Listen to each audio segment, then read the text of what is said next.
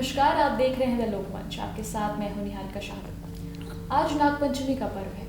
हिंदू धर्म में नागपंचमी का बहुत बड़ा महत्व होता है। आज के शो में हमारे साथ मौजूद हैं आचार्य संदीप पांडे जी, जो आपको बताएंगे कि नागपंचमी शुरुआत कब से हुई, इसका महत्व क्या है और पूजा करने की परंपरा क्या है। बहुत बहुत स्वागत है आचार्य जी आपका। निहारिका जी नमस्कार। आज जैसा कि आपने प्रश्न किया कि नागपंचमी का आज पर्व है, ये पर्व इतना पावन है, इतना शुभ है और मंगलकारी है। इस समय क्या होता है, गाँवों में जो गांव है हमारे, क्योंकि जो हमारी भारतीय संस्कृति परंपरा है, कृषि प्रधान हमारा देश है, तो हमारे जो गांव है उसमें जो धान की रोपाई होती है सब हो जाता है आराम से। और उसके बाद पर्व का तो महीना चलता ही है, सावन का महीना भगवान भोलेनाथ का महीना होता है। ये नागपंचमी श्रावण मास शुक्ल पक्ष की पंचमी को मनाई जाती है। और श्रावण मास शुक्ल पक्ष जो है कि पंचमी तिथि 2:35 कल 2:35 से प्रारंभ हुई है और आज 12:03 तक ये जो है पंचमी तिथि रहेगी। अब देखो हमारे यहाँ तिथि का निर्धारण कैसे होता है, अब जानिए। तिथि का निर्धारण ऐसे होता है, सूर्योदय के समय जो तिथि होए वही तिथि मानी जाएगी। उदया तिथि उसे बोलते हैं। जो सूर्योदय की तिथि होती है वही तिथि मानी जाती है। पूरे दिन भले मान लीजिएगा आज पंचमी है और बाद में षष्ठी आ जाती है, पूरे दिन रहती है, लेकिन पंचमी की ही गणना होगी। तो ऐसे में आज पंचमी का, अब नाग पंचमी का पर्व गांव में बड़ा उल्लास के साथ मनाया जाता है। नाग पंचमी के लिए जो कथाएं आती हैं, उस कथा में आपने सुना होगा, एक राजा परीक्षित थे। भागवत की कथा तो आपने सुनी होगा शायद। तो भागवत की कथा में राजा परीक्षित ने सुना था उस कथा को, और सुखदेव महाराज ने सुनाया था। तो उस कथा में क्या होता है कि एक बार समीक ऋषि थे और वहाँ पे जो है उस समय पर कलयुग का प्रादुर्भाव हो गया था। जब कलयुग का प्रादुर्भाव हो गया तो कलयुग ने 5 स्थान मांगे थे कि हमें यहाँ पे रहना है। तो जो एक स्थान उन्होंने मांगा कि सोने पे हमें एक कोई अच्छा स्थान दे दिया जाए, तो उन्होंने कहा कि चलिए सोने पर आपका स्थान होगा, लेकिन सोना ऐसे सोने पर स्थान दिया जो कि अनीति के मार्ग से कमाया हुआ हो या बलपूर्वक किसी से लिया गया होगा, क्योंकि सोने पर भगवान विष्णु का वास माना जाता है। अब हुआ क्या कि उस समय पर राजा परीक्षित ने जो है वही मुकुट पहना हुआ था जो दूसरे राजा से छीना हुआ था, जीता हुआ था, जीता हुआ था। अब जब उसको पहन लिया और कलयुग का उस पे वास हो गया, उसने उनकी बुद्धि को भ्रमित कर दिया। महाराज जब बुद्धि को भ्रमित कर दिया तो होता क्या है कि अब जो है राजा की बुद्धि भ्रमित हो गई, राजा को प्यास लगी और राजा समीक ऋषि के दरबार में चले गए। वहाँ जाते हैं तो देखते हैं कि राजा ऋषि जो थे वो ध्यानावस्थित थे, ध्यान मग्न थे उस समय पे। उनको राजा को, क्योंकि देखो बुद्धि पर जब कहते हैं कि जब कलयुग बैठ गया तो क्या होगा उसका, महाराज होता क्या है कि जब बुद्धि उनकी बिल्कुल विस्मृत कर दिया, उसने सही नहीं रही बुद्धि उनकी, और उन्होंने ऋषि से कहा कि बताइए तुमने मेरा अपमान कर रहे हो, मैं तुम्हारा राजा हूँ और तुमने जो है हमें प्रणाम नहीं किया और तुम्हारे यहाँ आया हूँ, आप जो है अभिवादन करने की बात, पानी पूछने की बात, आप तो मेरे से बात भी नहीं कर रहे हो। उनकी जब कहते हैं ना कि जब आदमी के बुरे दिन आते हैं ना तो बुद्धि भी उसकी सब गड़बड़ कर देती है। तो ऐसे में क्या हुआ, राजा परीक्षित के साथ वही होता है और राजा परीक्षित वहीं पे एक मरा हुआ सर्प पड़ा होता है। उस सर्प को ले जा करके समीक ऋषि के गले में डाल दिया और राजा वहां से चले गए। अब उनके पुत्र जो है श्रृंग ऋषि वहां पर आए और उनको किस बालकों ने जो है बताया, कहा कि आपके पिता के गले में डाल दिया है। छोटा 5 वर्ष का बच्चा आकर के तुरंत जल लिया और अभिमंत्रित किया और उसने जो है श्राप दे दिया कि जाओ, तुम्हें जो है तक्षक नाग जो है आज के 7वें दिन काटेगा।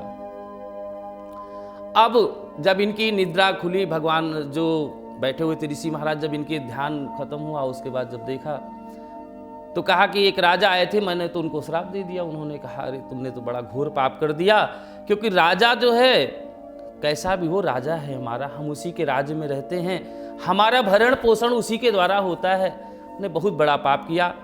राजा को सूचना दिलाई समीक ऋषि ने कि कहा देखो महाराज अब श्राप तो मिल ही गया, ब्राह्मण ऋषि का श्राप है, ब्राह्मण बालक का श्राप है, ऋषि का श्राप है, तो इसका असर तो होगा, इसके लिए कुछ इंतजामात करा लीजिए आप।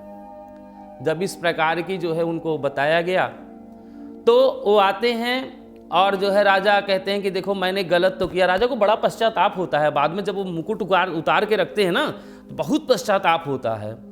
तो कहते हैं कि अब लेकिन करूं क्या, अब तो अब पछतानी होत क्या, जब चिड़िया चुंग गई खेत। कहा कि अब तो जो होना था, क्योंकि विधना ने जो लिख दिया छठी रात के अंक, और राई घटे न तिल बढ़े रहुरे जीव निशंक, तो जो लिख दिया कि हमारा जब तो जो होना था सो हो गया, अब तो हमारे प्राण पखेरु उड़ ही जाए तो अच्छा है, कोई दिक्कत नहीं है, हो गया। उसके बाद सब तमाम ऋषि मुनि जिसने भी सुना सब वहाँ एकत्रित हो गए, कहा क्या किया जाए और कैसे इनको मोक्ष की प्राप्ति हो, क्योंकि अकाल मृत्यु होगी ना।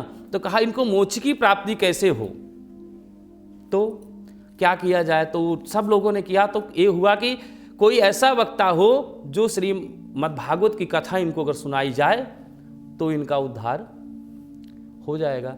अब महाराज बुलाया गया और बुला करके सुखदेव महाराज को बुलाया गया 7 दिनों तक। आज हमारे यहाँ जो विद्वान लोग भागवत करते हैं, पता चलता है कि पहुँचे, कलश रख लिया और पता चला कि बैठ गए और कथा करने लगे।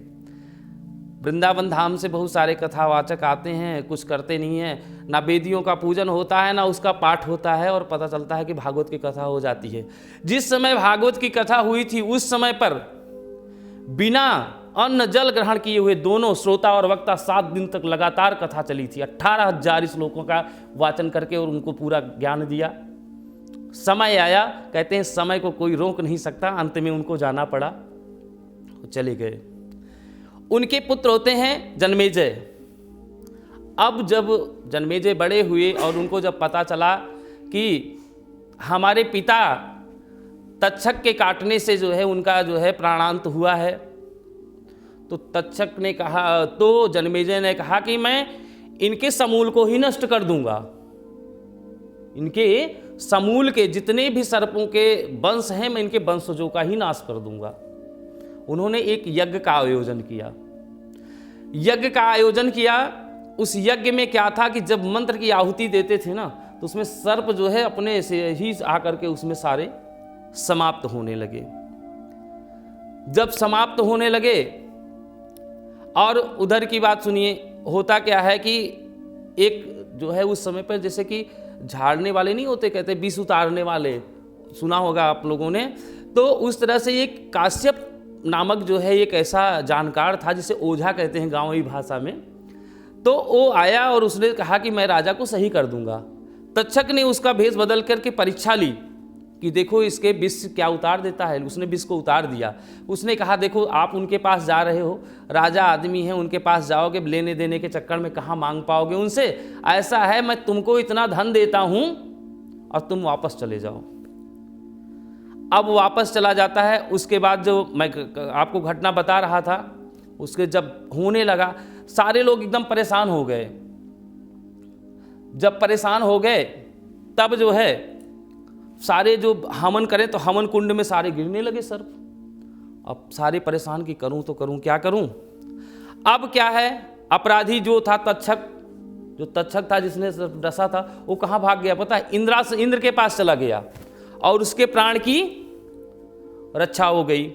अब रक्षा हो गई उसका, और जो जब देखा कि ऋषि जो है पता था ये यज्ञ कर रहे हैं, तो पता चला कि इंद्र ने भी उनका साथ छोड़ दिया।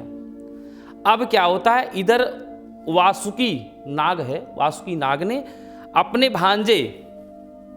भांजे जरत्कारु मुनि के पुत्र आस्तिक से अपने जो है से नाना के वंश की रक्षा करने का अनुरोध किया कि भैया जब किसी को विपत्ति पड़ती है तो जो अपना होता है उसी के पास जाता है।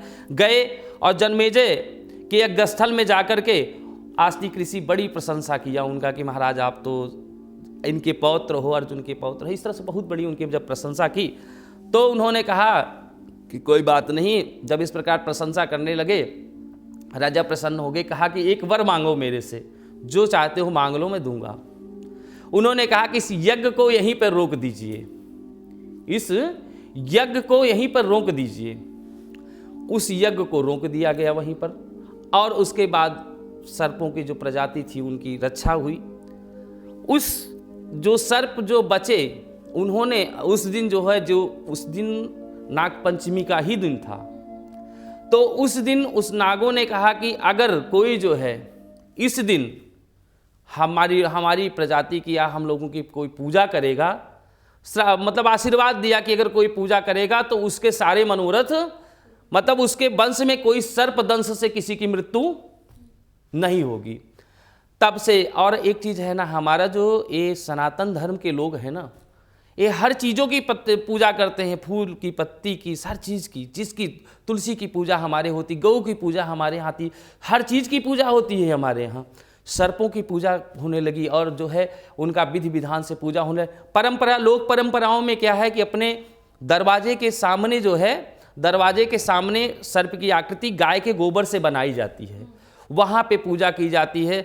शंकर जी के मंदिर में शंकर जी की विशेष पूजा शंकर जी की विशेष पूजा करके, और वहाँ पर जो है साथ में सर्प की भी पूजा होती है। दूध भी रखने की परंपरा है, दूध भी रखने की परंपरा है, तो दूध भी लोग ला करके, जो लौकिक परंपरा है हमारे यहाँ वैदिक काल से चली आती है। अब पीता है सर्प की, नहीं पीता, ये तो मैंने देखा नहीं है, लेकिन एक परंपरा है कि सर्प के लिए दूध भी वहाँ पर रखा जाता है, और रख देते हैं कि आकर के सर्प जो है दूध का पान करेगा। और जो गांव घर में है उस दिन बहुत बढ़िया अच्छे पकवान बनाए जाते हैं और सब लोग जो है खुशियां मनाते हैं। सायंकाल में क्या होता है कि बहनें जो होती हैं वो गुड़िया बनाती हैं, छोटी छोटी गुड़िया बनाती हैं, और भाई जो होते हैं वो क्या करते हैं, नीम के पत्ते की बढ़िया से सरहड़ी बोली जाती है, उसको ले करके और किसी जो है नदी के किनारे या कहीं तो जो है अच्छे खुले स्थान पर वहां जाती हैं, और उसे जब फेंकती हैं तो उसको जो है डंडे से मारते हैं। वो डंडे से मारने की परंपरा है। गांव घर में अखाड़ा जानते हो तो कूदा जाता है, इसकी भी परंपराएं, लोक परंपराएं होती, मतलब खुशी का त्योहार होता है। और पूजन का जो विधान है मैंने बता ही दिया, हल्दी सिंदूर धूप दीप वही नैवेद्य जो पूजन का विधान है उससे करके पूजन कर करके, और शाम के समय बढ़िया से झूला पड़ जाता है, और अच्छे अच्छे कजरी के गीत हमारी लोक परंपराओं में एक से एक अच्छे गीत हैं।